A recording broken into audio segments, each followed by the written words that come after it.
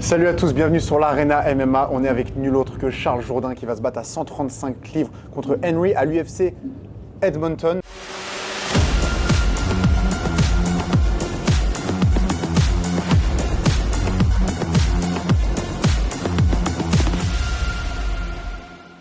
Comment ça va, Charles? En pleine forme, beaucoup mieux que quand j'ai combattu Jean Silva puis que je wipais par terre. Non, c'est pas vrai, c'est pas vrai. Ça va super bien. J'ai eu ma première défaite par KO. Tu vois, je me pose ma propre question direct en partant. J'allais te la demander, non, je sais, t'es un professionnel, mais on est comme mais connectés tu lis dans mes les pensées, deux. j'ai l'impression. Exactement, on est connectés. Donc oui, ça a été une défaite. C'est la première fois que je prenais un KO. Dieu soit loué, il m'a pas sauté dessus avec des hammerfists. J'ai mangé la shot, j'ai tombé. Puis j'ai regardé le ref. Le ref, il m'a regardé, puis il a regardé Jean, puis il a fait « non, fuck it ». Donc, merci à Jean de ne pas avoir follow-up. J'étais pas inconscient. C'est juste, j'ai mangé. Il a bien joué. Il a bien joué. Il a pris un angle parce que j'ai mis ma main comme ça ici. Puis je pensais qu'elle allait lancer un overhand. Fait que j'ai pouf, la shot est venue par en dessous. Puis là, mes jambes m'ont déconnecté. J'ai tombé au sol. Puis quand j'ai tombé, j'étais comme ah, OK, qu'est-ce qui se passe? Puis j'ai regardé le ref. Puis le ref, il a dit c'est assez. I'm out. Fait que j'ai eu ma première défaite par KO. Et pas contre n'importe qui quand même, contre quelqu'un qui est passé à la catégorie supérieure et qui a battu un monstre de la catégorie supérieure et qui l'a bien amoché quand même. Hein, j'avais vu sur Twitter, ça avait passé, quelqu'un avait dit, arrêtez de dire que c'est si grave que ça pour Charles. Il dit, je pense que Jean Silva, il assommerait un cheval. Mais Jean Silva, legit, top 10 largement selon moi, niveau top 10, voire top 5. Pour moi, c'est quelqu'un qui peut largement se rendre à 145 à la ceinture. Oui, ben c'est son concept de réhydratation. Je ne sais pas comment ils font. Oui, certes, il avait manqué le poids, mais bon, il était très gros, très énorme, fort. Ouais. Énorme. Et donc là, tu passes à 135. Yes. Pourquoi? On a eu la chance d'aller à l'Institut de performance lors des 3 jours qu'on a passé à Las Vegas pour le combat de Corinne Laframboise. On a passé 3 jours à faire des tests sur mon corps, ma morphologie, étudier ma densité musculaire, etc. Donc moi, j'ai une densité qui est plus explosive. Donc, j'ai pas nécessairement besoin d'une masse musculaire qui est trop grosse parce que je suis pas la personne qui va t'amener au sol, te squeezer là. Donc, j'ai une masse plus longue, snipe, un peu comme notre cher O'Malley, Corinne Hagen, des gars un peu plus explosifs. La fibre... une fibre musculaire beaucoup plus explosive. Exactement. Donc, voilà pourquoi je combat chez les 135 à partir de maintenant. Est-ce que tu l'avais déjà en tête, ça, ce move-là? Parce que beaucoup l'avaient en tête. Hein. Quand on voyait ta shape, on se disait, shape potentielle de 135. Oui, absolument. Ça faisait longtemps que j'y pensais. Mais par contre, je me disais qu'en vieillissant, j'allais prendre une masse musculaire, une densité musculaire qui allait faire en sorte que ça allait être plus difficile de faire 145. Mais la dernière coupe de poids a été tellement facile que, genre, je suis sorti du sauna, je faisais 145, puis j'ai regardé Fabio, je dis, merde, je pourrais faire 135 là. Puis il a dit, ouais, hein? Je dis, ouais, je sais pas pourquoi je suis lean. Puis il était comme, tant mieux, tu vas être plus explosif, plus rapide. J'étais plus explosif, plus rapide, mais il y avait quand même une trop grosse différence de force lors du combat. Mais là, on le sent, en tout cas, on le voit sur ton visage. Et tu te sens bien? Oui, absolument. Donc là, je pèse 150 livres. On vient de faire 25 minutes avec les frères Orsini. De pur sparring. On est à 8 jours de l'événement.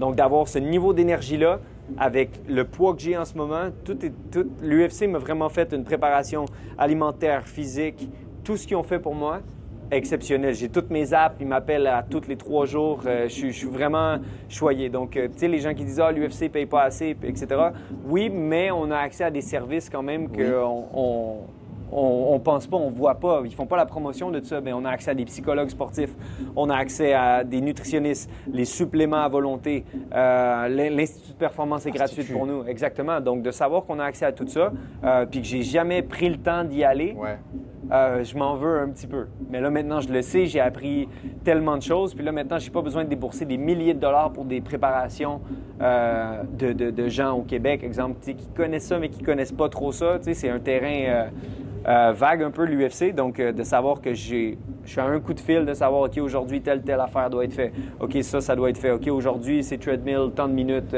OK, c'est combien ton heart rate? Donc, tout est fait via téléphone. Donc, tu vas retourner à l'UFC ultimement. Ouais. Donc là, tu nous as parlé des frères Orsini qui sont super forts. Hein, on les a vus super impressionnants pour leur jeune âge. En plus, souvenez-vous de ces noms-là. On t'a vu avec Xavier Alaoui. Vous n'avez pas seulement partagé la vaseline, vous avez sûrement partagé la cage aussi. Oui.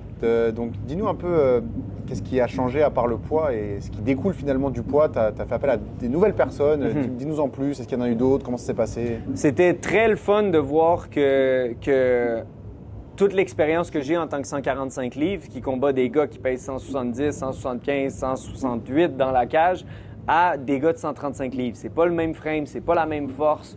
Donc, de savoir que mon corps s'est comme habitué à un type de force. Donc, d'être avec des gars un peu plus petits fait en sorte que je suis comme « wow ». Je suis fort. Je vais être gros et fort pour cette catégorie-là, non seulement à cause de mon gabarit physique, mais à cause de mon expérience avec des 155 puis des 145 livres, parce que j'ai des expériences avec les deux catégories. Donc, je remercie Xavier d'être venu m'aider. On a partagé des rounds, les frères Orsini. Donc, j'ai un bon camp d'entraînement, mais c'est surtout de voir... ça fait du bien de combattre des gars qui ont sensiblement le même poids que moi. C'est ça, parce que 135 et 145, il y a une grosse différence. Oui, en termes de réhydratation, je ne sais pas comment les gars ils font. J'ai jamais compris. Ça, le max que j'ai réhydraté, c'est 155. J'ai jamais été plus haut que ça. Donc là, avec le processus qu'on a, ça va être de remonter à 155 pour le combat à 135 livres. Donc, je vais être le pot à temps de la catégorie. Donc là, tu vas te battre contre Victor Henry, qui est très bien classé, qui va t'accueillir donc chez les 135 livres. Ouais. Qu'est-ce que tu penses de cet adversaire? Très bon adversaire et il y a un très bon résumé à l'UFC. 4 victoires, 1 défaite. Et il y a un no contest contre Basharat qui va bientôt se battre dans le top 15. Donc c'est le fun. Moi, quand j'étais chez les 145, j'y croyais pas au titre. J'y croyais pas. Je pensais que j'allais me battre. Puis à un moment donné, la vision allait s'éclaircir, un peu comme à TKO. À TKO, je voyais le titre. 155, 145, c'est des choses que je voyais, mais à l'UFC, je le voyais pas. Puis quand j'ai commencé à regarder le classement, puis je regardais les gars combattre, puis je regardais leur frame, puis tout, puis j'étais comme, je peux devenir champion de 135. Ça ne sera pas facile, ça va être long, ça va être tough, mais je peux devenir champion. Quand je regarde des O'Malley, quand je regarde des Merab, quand je regarde des Sandhagen, c'est tous des styles que je suis comme, oh mon Dieu, je ne sais pas pourquoi. J'ai comme une lumière qui me disait, c'est la bonne chose à faire. Donc me voilà contre Victor Henry, très bon combattant. Qui est rempli d'expérience, qui a beaucoup plus de victoires que de défaites à l'UFC. Je pense qu'il est 26-4. Ouais, énormément de combats, énormément d'expérience. Il a combattu au Japon. Sprawl and Brawl, c'est sa façon de se battre. Moi, c'est un cadeau de savoir que je suis contre quelqu'un qui veut échanger debout, mais je ne serais pas surpris qu'il utilise ses capacités de catch wrestling. Tu es allé t'entraîner avec...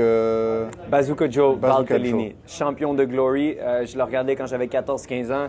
J'étais un de ses plus grands fans. J'avais déjà échangé avec lui. On s'était déjà entraînés ensemble. Puis pour moi, de voir ça, c'est comme un kid qui voit GSP. C'est comme... Moi, je suis un grand fan de kickboxing. One Championship, Glory Kickboxing, toutes ces formules de pieds-points-là. Je suis un incroyable fan, donc de voir que je pouvais apprendre de lui. J'ai fait de la route, mon gars. Là. J'étais tout le temps sur la route. Monte à Toronto, OK, revient, passe 2 jours, remonte à Toronto, clac, clac, clac.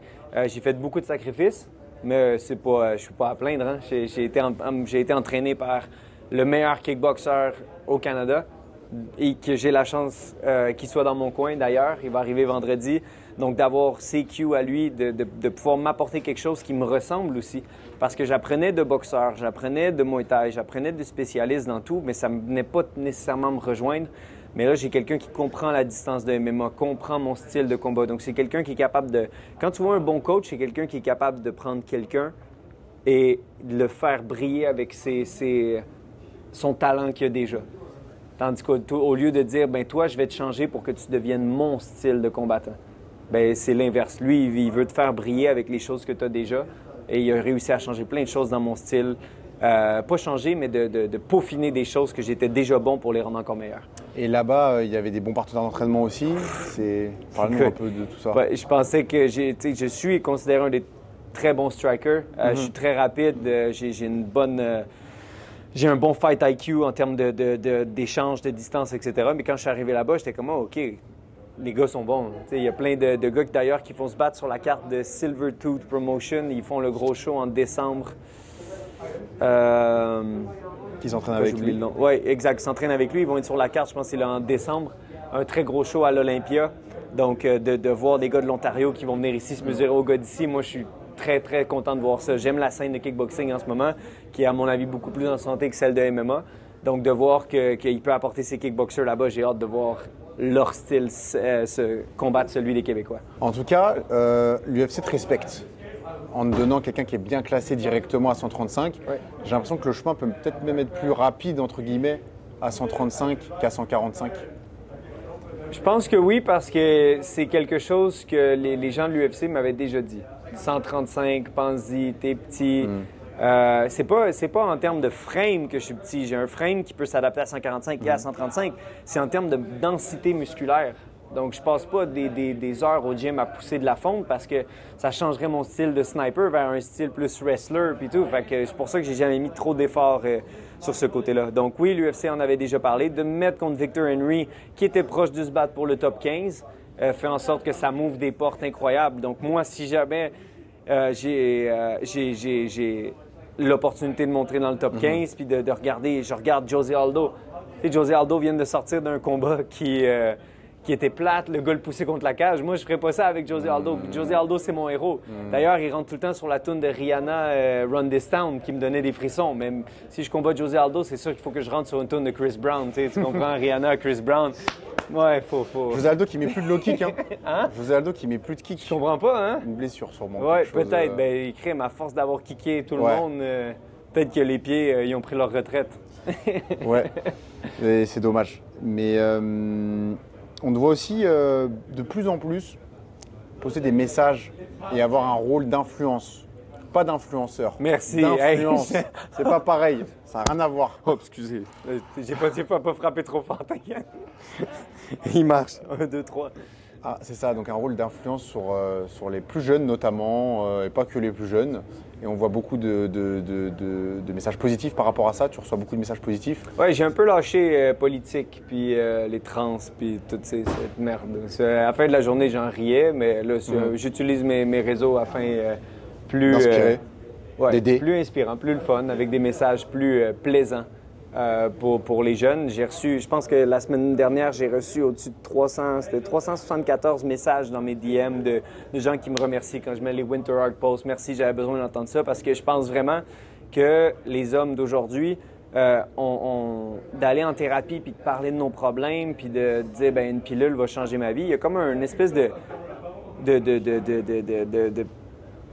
J'essaie de pas être trop prompt parce que je suis pas un Andrew Tate, je suis pas un influenceur, je suis pas une personne qui retire de quoi de financièrement de tout ça, mais tant mieux si j'ai un impact positif, tant mieux si ce que je dis c'est plus prompt, ça rentre plus au but. Il y a des gens qui se sentent vraiment target par mon message parce que moi-même j'étais un jeune qui était comme oh mon Dieu, si ça marche pas, qu'est-ce que je fais? J'ai plus rien, puis j'étais vraiment perdu jusqu'à temps que je travaille sur moi, que je me rende compte que plus tu mets du temps sur toi, bien, plus la loi d'attraction se met en marche.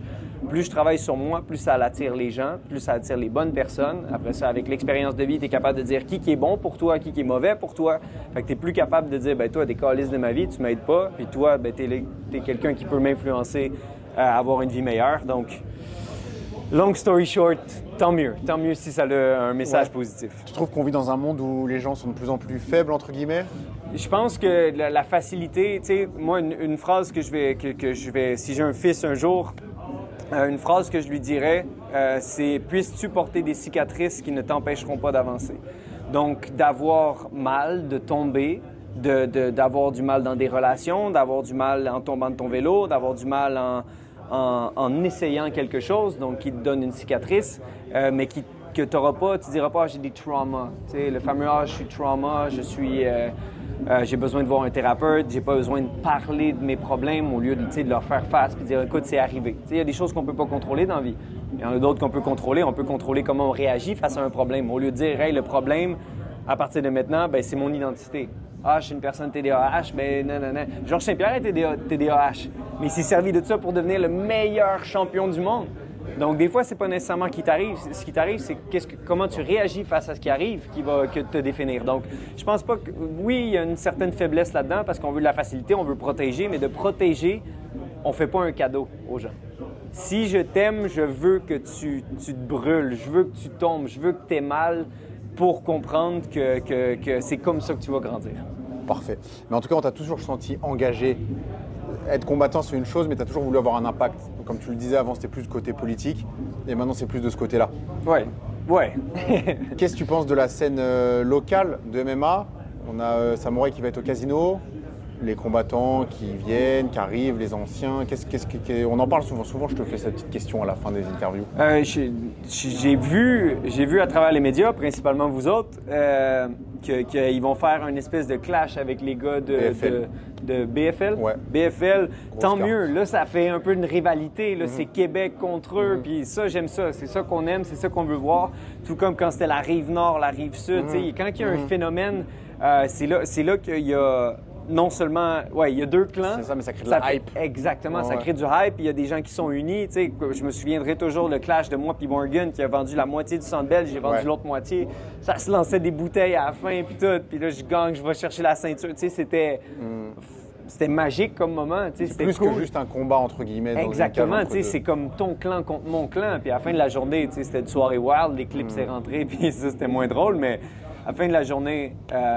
Les fans, c'est les fans sont engagés, les fans aiment ça, puis c'est ça que tu veux. Tu veux pas juste des gens qui viennent voir quelqu'un avoir une performance athlétique, je l'ai déjà dit dans plein d'autres vidéos. Tu veux pas juste voir une vedette battre quelqu'un de moins bon. Tu veux voir une personne qui t'espère se rendre plus loin, vivre quelque chose d'assez dur pour comprendre que ça va faire de lui un combattant meilleur, pour que quand il arrive à l'UFC, il va être prêt. On était surprêt quand on est arrivé à l'UFC, moi puis Marc, on a été surtestés. Puis boum, on arrive à l'UFC. OK, split là, OK, gagne là, perd là, gagne là. C'est tough, l'UFC. Fait que c'est pas en faisant des combats cadeaux qu'on va apporter la prochaine génération là-bas. C'est ce que je pense. Est-ce que j'ai tort? Peut-être. Est-ce que j'ai raison? Peut-être. D'ailleurs, en parlant du UFC, au Contender Series, je pense que cette année, Canada complet, on est sur 6 défaites, je crois. OK. T'es un jeune, tu veux aller à l'UFC. Tu gagnes des combats sur la scène locale, on t'offre Dana White Contender Series. C'est pas une bonne idée. Tu vas aller te battre pour des pécadilles, pour combattre quelqu'un qui est très, très, très, très bon, pour peut-être perdre ta chance d'aller à l'UFC pendant probablement longtemps. Après ça, vu que tu as été chez Dana White Contender Series, les match-ups qu'ils vont te donner, ça va être des match-ups. Hey, ce gars-là, il est allé à Dana White Contenders. Fait que tu augmentes la difficulté de ça. Moi, personnellement, je serais gérant, je ne serais pas prêt à pousser mes gars vers cette voie-là. Morgan, ça n'a pas marché. Le gars du Fight Factory, Mo, ça n'a pas marché. Corinne, ça n'a pas marché. Donc, après ça, le chemin pour remonter jusque-là, il n'est pas impossible. Très difficile. Morgan a été le top du Canada, mais il a toujours eu une cible sur son dos. Fait que ça fait en sorte que tous les combats de Morgan, c'est pas contre Jean-Jacques, là. Tous ces combats, c'est contre des hosties de machines qui veulent l'arracher, qui ont au-dessus de 30 tapes de lui, de combats. Ils ont tellement d'informations sur lui. Là, lui, il se bat contre un gars qui est 6'2", que t'as 2-3 fights là, à CFF, whatever, là-bas. Tu t'as rien, t'as aucune information.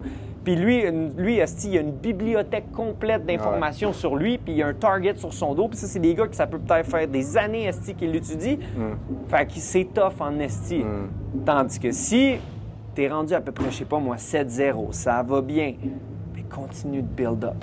Continue de vendre des billets. Continue d'avoir de plus en plus de pression sur ton dos parce que la pression augmente comme ça.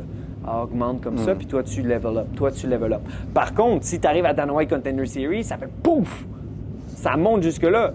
Il y a Johan, esti, boum, il a réussi à geler le gars, boum, arrive à l'UFC, tant mieux, mais calice, c'était pas un fight facile qu'il y avait. Puis gros chapeau à lui d'avoir knocké, je pense que c'était un Anglais. C'était un gros combattant, en tout cas, il était bon. pas favori. Non, exactement. Donc... c'est le dernier Canadien, d'ailleurs, je pense, qui s'est qualifié. Il n'y a pas d'autres Canadiens, si je me trompe pas. C'est fou. Mike Malott, peut-être. Il n'avait pas passé par Contenders? Je sais pas Mike Malott par où il est passé. Je pense qu'il est passé par Moi, je me spécialise en québécois, là. J'allais dire en rap québécois, mais non, en MMA en vin québécois. C'est ça.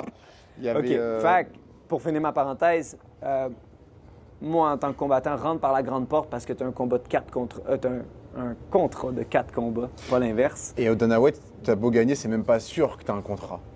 Ah non, exact. S'il n'a pas aimé ta performance... Non, c'est ça. Tandis que, en tout cas, moi, c'est mon truc à dire sur Dana White Contender Series. Tu peux prendre ta chance, puis je respecte ça à 100%. Personnellement, je pense que de build up sur ta scène tranquillement, si ça va arriver, ça va arriver. Tu n'as pas besoin de passer forcément par les contenders pour aller à l'UFC. C'est parce que la personne contre qui tu te bats, c'est un monstre. Oh, ouais. monstrueux. C'est pas facile, le Contenders.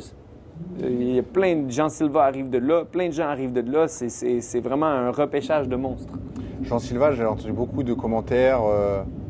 Je ne sais pas si on va forcément rentrer dans ce terrain-là, mais qui ne boit pas que de l'eau peut-être.